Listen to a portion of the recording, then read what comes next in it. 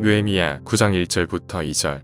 그달 29달에 이스라엘 자손이 다 모여 금식하며 붉은 배 옷을 입고 티끌을 무릅쓰며 모든 이방 사람들과 절규하고 서서 자기의 죄와 조상들의 허물을 자복하고. 요한일서 1장 8절부터 10절. 만일 우리가 죄가 없다고 말하면 스스로 속이고 또 지혜가 우리 속에 있지 아니할 것이요 만일 우리가 우리 죄를 자백하면 그는 미쁘시고 의로우사 우리 죄를 사하시며 우리를 모든 불의에서 깨끗하게 하실 것이요 만일 우리가 범죄하지 아니하였다 하면 하나님을 거짓말하는 이로 만드는 것이니 또한 그의 말씀이 우리 속에 있지 아니하니라. 2일차 죄의 자각.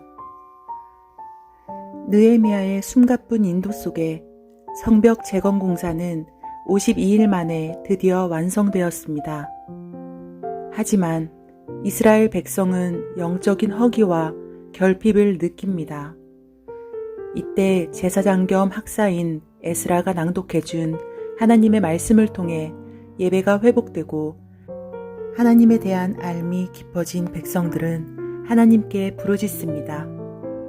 특히 느헤미야 9장 4절을 보면 제사장들 격인 레위 사람들이 큰 소리로 부르짖습니다.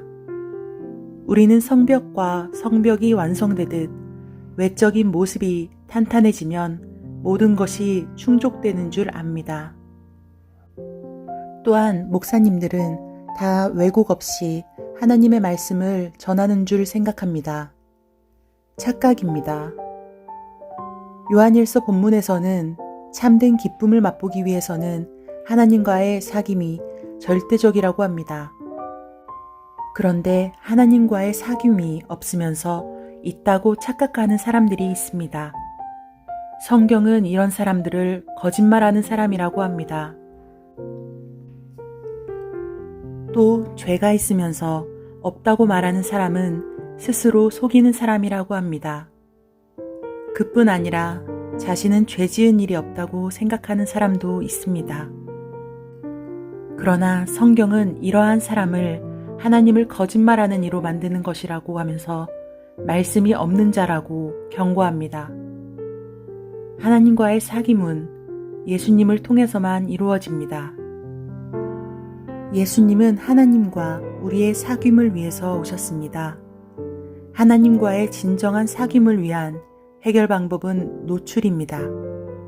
즉, 우리 죄를 씻음받고 치료받기 위해서는 하나님의 빛 가운데 노출되어야 사귐이 생긴다는 뜻입니다.